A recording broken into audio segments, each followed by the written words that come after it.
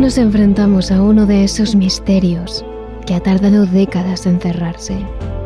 Después de años y años en los que se han dado decenas de teorías, la teoría oficial con la que se ha cerrado el caso hace menos de un año tampoco ha convencido a nadie.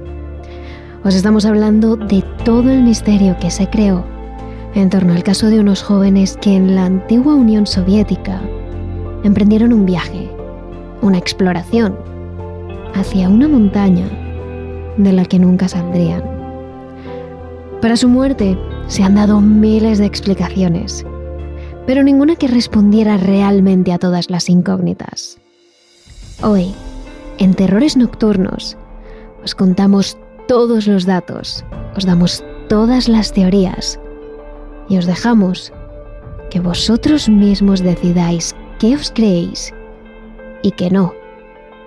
Hoy, en Terrores Nocturnos, os hablamos del misterio del caso del Paso Dyatlov.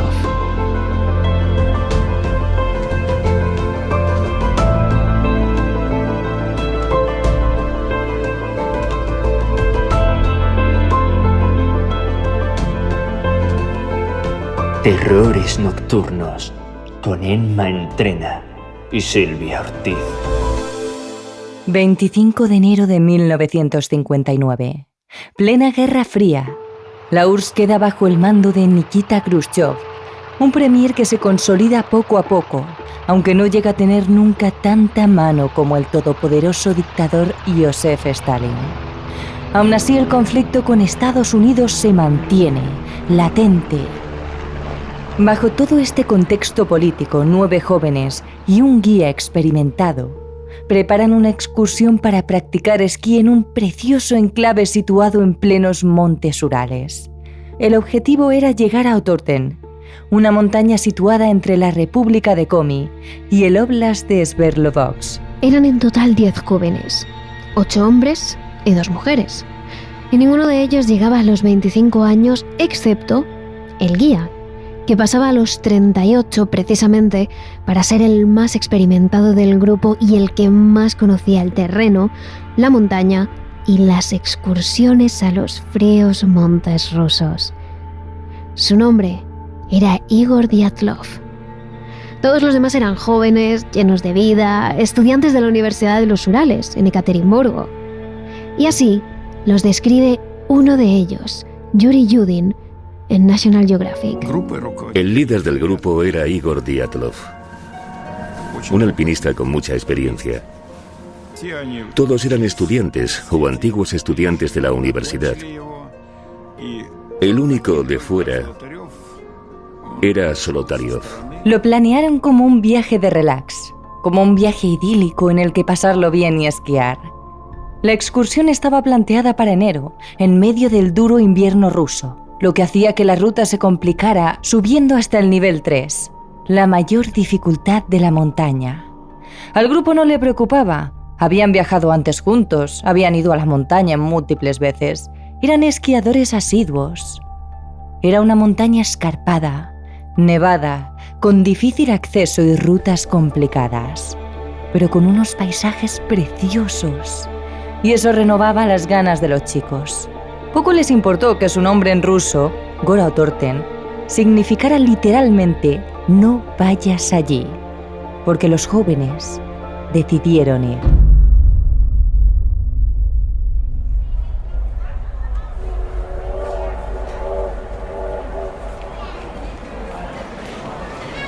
El grupo completo llega ese 25 de enero en un tren a la ciudad de Idel, una ciudad situada en la norteña provincia de Sverdlovsk, cargados de abrigos, mochilas, bastones para caminar y abrigados hasta los dientes. Desde ahí, todavía les queda ir en coche hasta Vidhai, y allí, y así, por fin, comenzarán el viaje hacia la montaña de la muerte el día 27 de enero.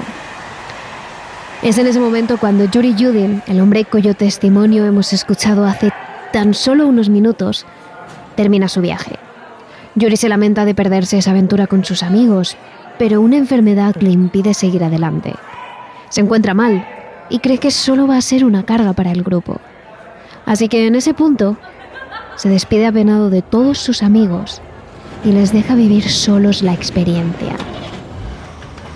En ese momento, Yuri Yudin no sabe que esa sería la última vez que viera a sus amigos, ni que esa enfermedad le salvó en realidad la vida.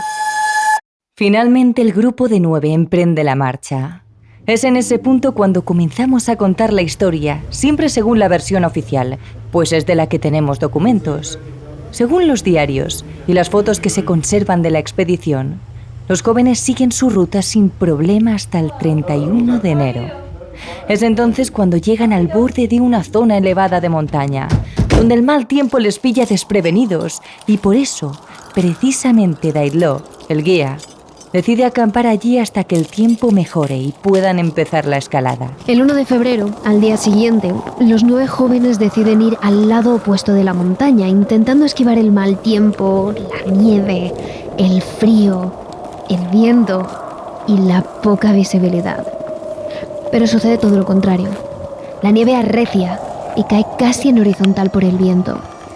Se quedan los gorros de los jóvenes, empapa sus abrigos.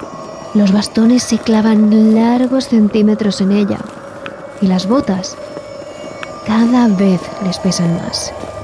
Se hace difícil respirar, ver, seguir adelante. Son experimentados montañeros, pero las condiciones no son fáciles.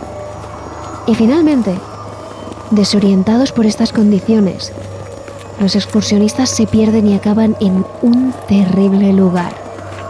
En la cara superior de la montaña Kholat-Syakhl, la conocida como Montaña de la Muerte o Montaña de los Muertos.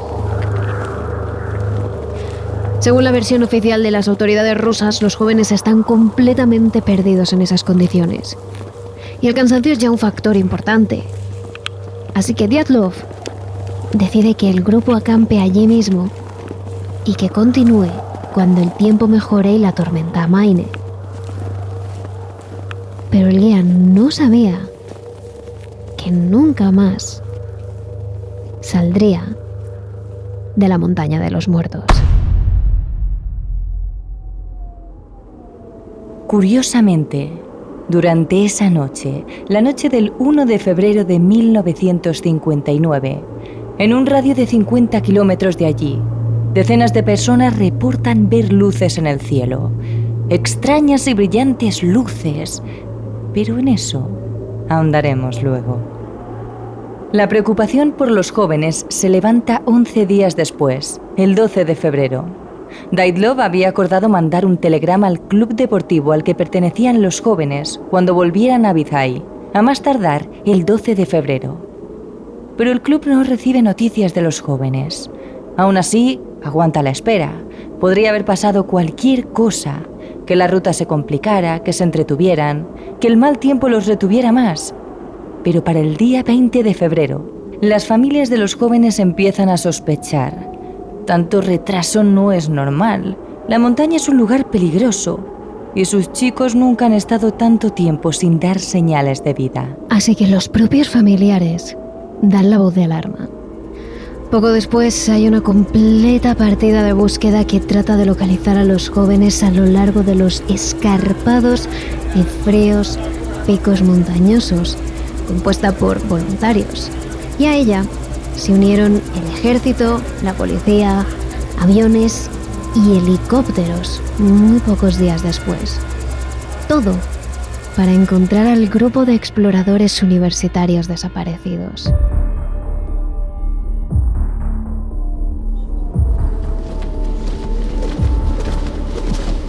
La búsqueda no dará resultado hasta 6 días después, hasta el 26 de febrero. Los voluntarios pasan día a día recorriendo cientos de kilómetros en trabajosas caminatas bajo la nieve, el viento y las temperaturas bajo cero. Hasta que 2 de ellos, 2 voluntarios, encuentran unas huellas de esquí que llevan hasta el primer indicio de los chicos, la tienda de campaña. Uno de ellos declara: estaba medio derribada y cubierta de nieve. También estaba vacía y todas las pertenencias y los zapatos del grupo no estaban. Los voluntarios rápidamente se dan cuenta de que allí pasa algo extraño. Dentro de la tienda no hay nada, ninguna pertenencia del grupo, como si hubieran tenido todo el tiempo del mundo para recoger.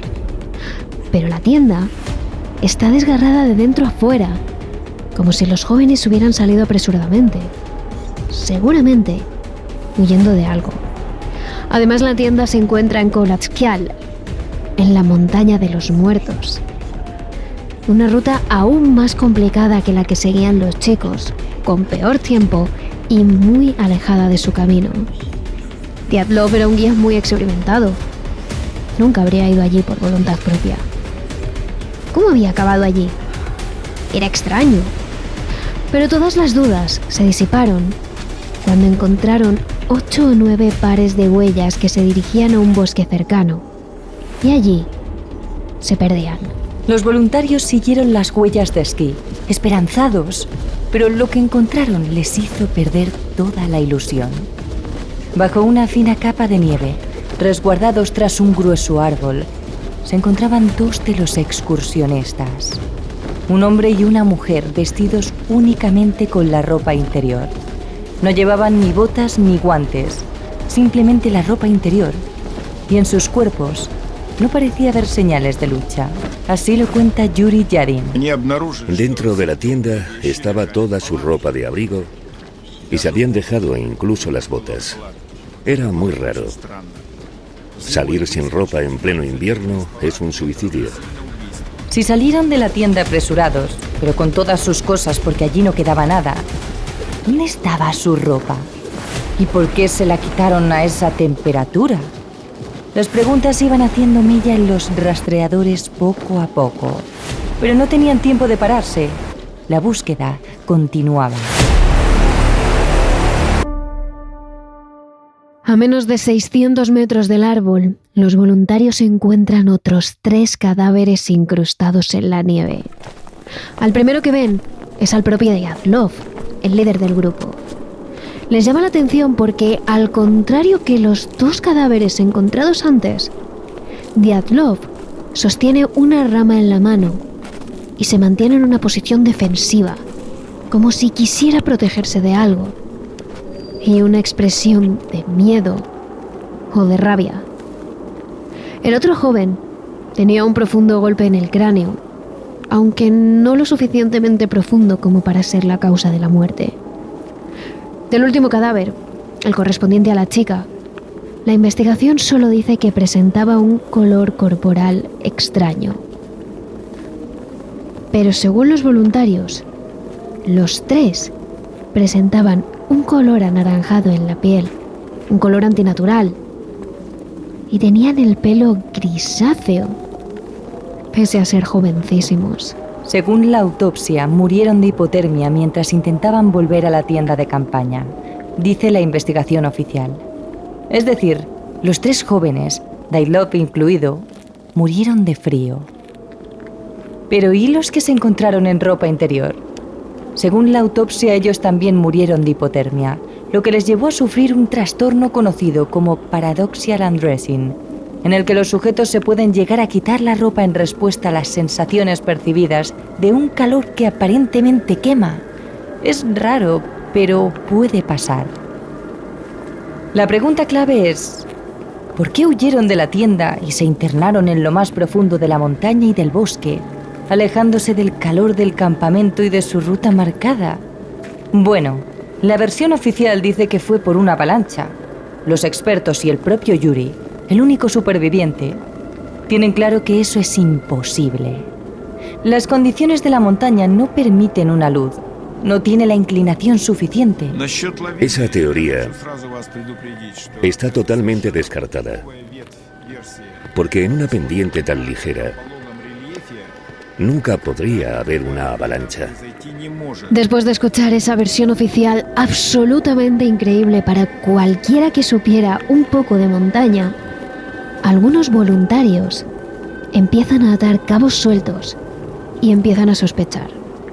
Lo primero es la posición en la que se encuentran los cuerpos. Perfectamente colocados, como en un escenario, como si no hubieran muerto allí, pero alguien los hubiera puesto. Así lo cuenta el hombre que descubrió los 2 primeros cuerpos. Por la forma en que estaban colocados los cuerpos, creíamos que alguien los había puesto así intencionadamente. Era como una especie de montaje. También, de vuelta al campamento, le dan una vuelta a la imagen de la tienda.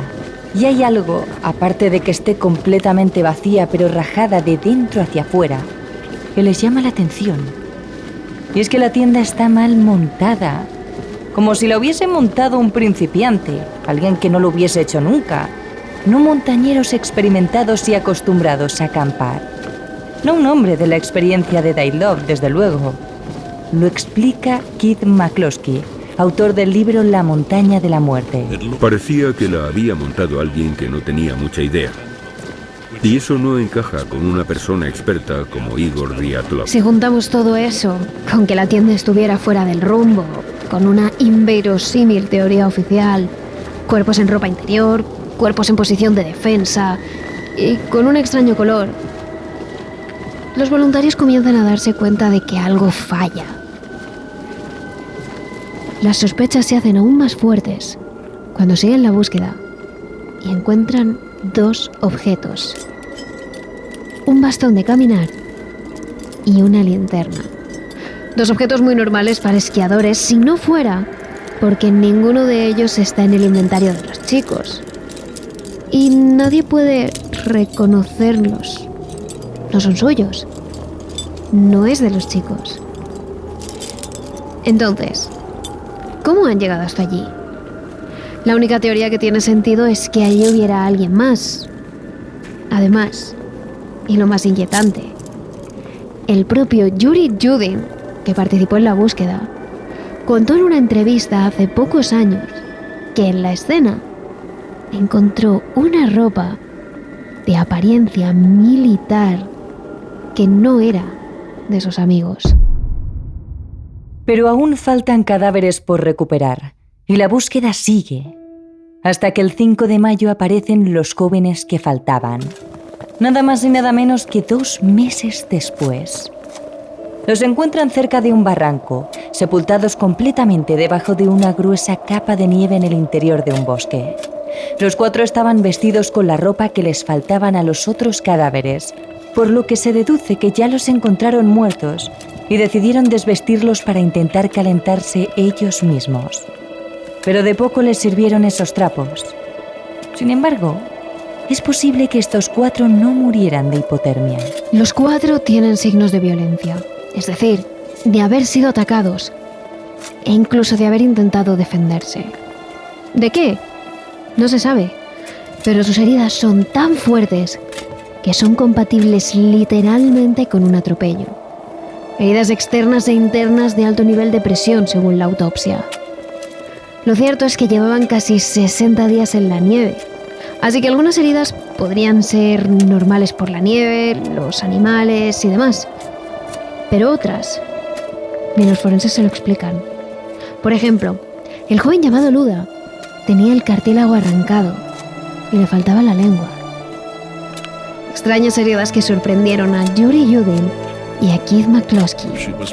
Le faltaba la lengua y tenía el cartílago de la nariz totalmente aplastado, como si le hubieran dado un golpe en la cara y el impacto se lo hubiera destrozado. En lugar de zapatos, Luda tenía los pies envueltos en una tela que pertenecía a los estudiantes que murieron primero. Por si fuera poco, cuando se investigaron las pruebas se encontraron restos de radiación en todos ellos. Cuando eran 4 personas civiles, no hay ninguna luz que provoque radiación. Y todavía hay más. En el cuello de uno de los jóvenes se encuentra una cámara de fotos, pero el carrete que debería guardar dentro no estaba. Hay quizás decenas de fotos sobre el caso del Paso Dailov, pero todas ellas se corresponden con fotos encontradas en otras cámaras y en otros lugares. Esta, concretamente, estaba completamente vacía.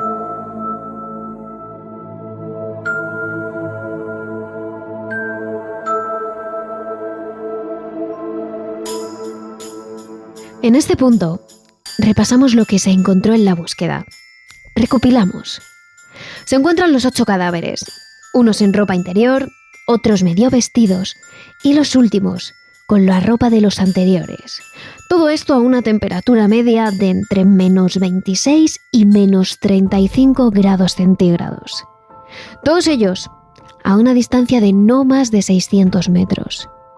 En principio muertos por hipotermia, pero algunos con heridas ya internas o externas, e incluso con signos de haberse defendido, como Dyatlov. La tienda está mal montada, vacía, desgarrada y fuera de ruta. Hay 8 o 9 pares de huellas que llevaban hasta los cadáveres, una cámara sin carrete y una linterna, un bastón y ropa militar que no son de los chicos.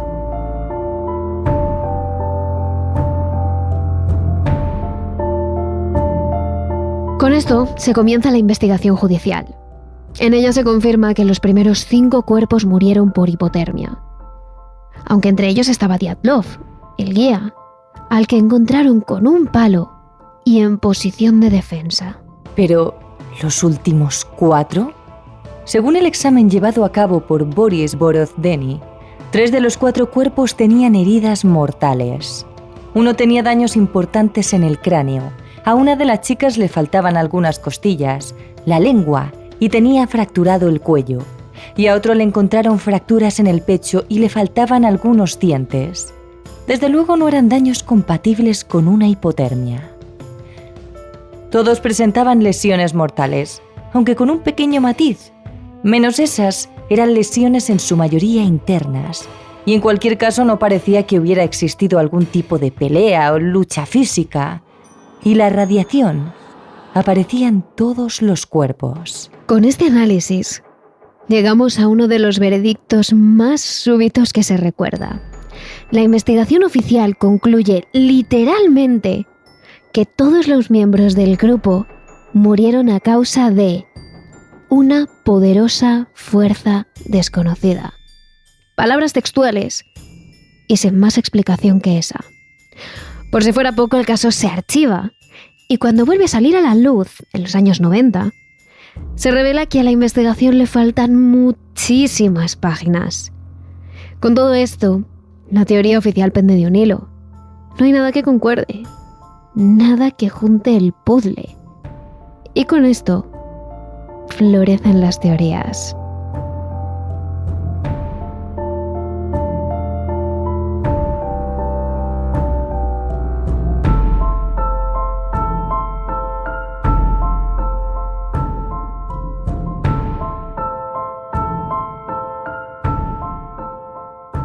Algunos, y fue la primera teoría, aunque fue descartada, dicen que los responsables de la muerte fueron los Mansi, una tribu indígena que vivía a unos 80 o 100 kilómetros de allí y que consideraban la montaña de los muertos un lugar sagrado. Los investigadores oficiales excluyeron a los Mansi de la lista de sospechosos porque la investigación no demostró la presencia de ninguna otra persona, además de los miembros del grupo Dyatlov en la zona de la altura 1079, como se denominaba entonces la zona, el 1 o 2 de febrero de 1959. También se concluyó que el pueblo Mansi, que vivía a 80-100 kilómetros de este lugar, era pacífico con los rusos, proporcionando a los turistas alojamiento, asistencia, etc. El lugar donde murió el grupo se considera inadecuado para la caza y el pastoreo de renos en el invierno. Según el informe oficial. Pero algunas teorías no los descartan, porque en 2019, Anatoly Stepochkin, un residente de la zona, afirmó en la televisión nacional que un Mansi local le confesó que era su gente la que había matado a los excursionistas. Según él, le confesó: los turistas violaron nuestro lugar sagrado. Cuando los chamanes se enteraron de ello, llamaron a los cazadores para que los localizasen. Cuando los miembros del grupo Dyatlov se fueron a dormir, los chamanes llegaron a la tienda y hechizaron a los excursionistas. Al rato, todos estaban muertos. Si nos hacían mal, respondíamos con maldad. Así que la teoría de que los Mansi les asesinaron, con magia negra o no, no es descartable. Y después de esto, La teoría oficial se mantenía en lo mismo. Los jóvenes se desorientaron, pusieron la tienda en el sitio equivocado, les sorprendió una luz y murieron por el frío. Así, lo reafirmó el gobierno ruso hace tan solo un año, cuando volvió a cerrar el caso. Pero hay otra teoría, quizás más creíble. En 2013, el investigador original del caso decidió sacar a la luz información que no había revelado hasta entonces. A sus 94 años de edad, exigió que el caso de los jóvenes montañistas se reabriese, tras afirmar que los altos funcionarios en Moscú le habían presionado en su momento para que él declarase que se trataba de un accidente causado por una tragedia. Lo cierto es que, cuando ocurrió todo, algunos padres de las víctimas tenían claro que las muertes estaban relacionadas con algo militar, algo del Estado que el gobierno ruso no quería contar. Pero, ¿qué es lo que supuestamente estaría haciendo el gobierno allí? Las teorías sobre la sospecha alrededor de lo que los militares estaban haciendo aquella noche en la montaña son varias. La primera de ellas tiene que ver con las pruebas de bombas que el gobierno quería llevar a cabo en algún lado aislado de la población, donde las condiciones de vida fueran difíciles de sobrellevar. Es decir, un terreno prácticamente deshabitado. Cuando encontraron los cadáveres de los excursionistas, también se toparon con los restos de un misil reciente cerca de la zona. Es cierto que no servía como prueba evidente para resolver el caso, pero puede ser que la explosión afectase a los jóvenes y les sorprendiera en plena noche. En el documental de National Geographic que trata el caso del paso Dyatlov, uno de los investigadores, Keith, explica la teoría más detalladamente. Al ver el resultado de la autopsia, lo primero que pensé fue que habían muerto a causa de una explosión, pero no de una bomba común, porque si no habrían tenido otro tipo de lesiones provocadas por la metralla. Normalmente estallan a 40 o 50 metros y la explosión destruye todo lo que hay alrededor. Aunque estés a cierta distancia, te pueden reventar los pulmones y estallar los tímpanos. Hay pruebas de que 2 bombarderos sobrevolaron la zona norte de los Urales aquella noche, y uno de los miembros de la tripulación dijo que habían lanzado bombas con paracaídas en esa zona. En un reportaje de la BBC que trató de analizar el caso, Valery, un hombre perteneciente a una de las tribus cercanas de la zona, cuyo padre participó en los refuerzos de búsqueda de los esquiadores, señalaba el misil como posible causa de la muerte de los jóvenes. No hay que olvidar que en esa época, en plena Guerra Fría, la Unión Soviética era líder en producción armamentista y espacial, y teniendo en cuenta eso, no suena tan raro que este desagradable accidente estuviera relacionado. Años después de lo ocurrido, un investigador privado tuvo acceso a los documentos de Lev Ivanov, el primer investigador del caso, en el que señalaba que los primeros signos post-mortem habían revelado la presencia de radiación en la ropa de las víctimas. Además, también habían encontrado varios animales muertos en la zona, donde anteriormente se había prohibido la caza y el uso del agua en el terreno durante 4 años, como si esa zona estuviera destinada a otra cosa. ¿A poner a prueba experimentos, quizás? Pero lo peor de todo es que algunas de las personas que han estudiado el caso aseguran que donde se encontraron los cuerpos de los montañistas no era donde realmente murieron, sino que fueron llevados hasta allí posteriormente para hacer parecer que todo aquello había sido debido a otro accidente. No creo que murieran donde los encontraron, sino a varios kilómetros de allí, y que después movieran los cuerpos.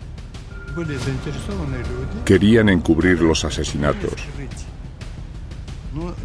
Y la única explicación que se les ocurrió fue que murieron de hipotermia. Seguramente movieran la tienda y los cuerpos para desviar la atención del lugar donde había ocurrido el accidente militar. Es como si se hubiera reunido un comité y hubiese decidido hacerlo todo tan confuso que nadie pudiera formular ninguna teoría convincente. El caso está lleno de pruebas contradictorias que no se pueden unir entre sí para esclarecer y entender lo que pasó. Pero según pasaba el tiempo y los años, más testimonios y más versiones salían a la luz. En los informes que recogió el primer investigador del caso durante el último periodo en el que estuvo estudiando lo sucedido, estaba escrito el testimonio de varias personas que aseguraban haber visto bolas de fuego en el cielo durante la noche que ocurrió todo. Y este motivo nos lleva a otra teoría que podría explicar la muerte de estos jóvenes montañistas. Existe un extraño fenómeno que se da muy pocas veces en la naturaleza, pero que puede crear esferas luminosas que levitan unos metros durante unos segundos para luego apagarse. Según los científicos, estas bolsas de fuego pueden tener desde el tamaño de un guisante hasta varios metros de diámetro. Y como su propio nombre indica, si esta esfera ardiente se pone en contacto con cualquier ser vivo, puede causarles graves quemaduras e incluso la muerte. Los científicos aseguran que para que se cree esta bola, hacen falta dos ingredientes básicos. Hacen falta dos cosas básicas para que se forme una esfera luminosa: que en la atmósfera haya muchas partículas en suspensión y una fuente de alta energía, como por ejemplo un rayo. Aunque parezca algo prácticamente imposible, existe un incidente que ocurrió allá por el año 1998 a otros excursionistas, que acabó con la vida de uno de ellos a causa de una de estas bolas. Vladimir Kaukubenko, uno de los protagonistas que vivió aquello, asegura que esa noche todos dormían juntos en la misma tienda de campaña. Estaban en un lugar inhabitado, completamente solos, y por si fuera poco, la noche que ocurrió todo el tiempo empeoró mucho. Grandes ráfagas de viento golpeaban la tienda de campaña y cada pocos segundos el oscuro cielo se iluminaba con un rayo, seguido del sonido de un relámpago que sobresaltaba a los excursionistas. En un momento dado, Vladimir se despertó porque algo le deslumbró. No era un rayo, era algo distinto. No podía mover las manos ni las piernas. Era como si estuviera paralizado y tenía mucho miedo. Después entró en contacto directo con nosotros. En ese momento la esfera de magma atravesó la tienda de campaña y se aproximó tanto a los excursionistas que comenzó a quemarles la piel. Dolía muchísimo. Era como si me estuvieran quemando con un soplete. El olor a carne quemada invadía el ambiente y hacía mucho calor. Debido al dolor intenso de las quemaduras, Vladimir perdió el conocimiento y poco después, aquella esfera, al igual que había aparecido de pronto, desapareció sin dejar rastro. En cuanto recobré el sentido, intenté pensar en qué podíamos hacer. Tenía la pierna y otras partes del cuerpo muy quemadas. Aquella bola me había rozado 8 veces. En ese momento, Vladimir alcanzó la radio y pidió ayuda a los equipos de rescate. Tenían gran parte de la piel de su cuerpo totalmente carbonizada, y su compañero, que había sufrido todavía más que él, no respondía. Finalmente, el equipo de rescate verificó su muerte cuando llegaron a la cabaña. Al resto de compañeros les llevaron al hospital para hacerles injertos de piel, ya que habían perdido gran parte de esta. Si lo relacionamos con lo sucedido en el paso de Dyatlov, quizás podría ser una de las causas por las que los jóvenes murieron. Al intentar huir de aquella esfera de fuego que podría haber pasado muy cerca de ellos, hizo que los jóvenes se desorientaran y acabaran muriendo. Pero es que eso no explica que algunos de ellos aparecieran sin ojos y otro de ellos sin lengua. Y por mucho que se exponen todo tipo de teorías sobre la mesa, parece que siempre quedan piezas por encajar. Incluso, según los informes que encontraron los investigadores que se encargaron de estudiar el caso una vez reabierto, afirmaban que en los informes del primer investigador, de Ivanov, una de las teorías parecía que era la que más convencía al hombre frente al resto. Lev Ivanov Lideraba la investigación. Él era policía y hasta que murió, estaba convencido de que los ovnis tuvieron algo que ver.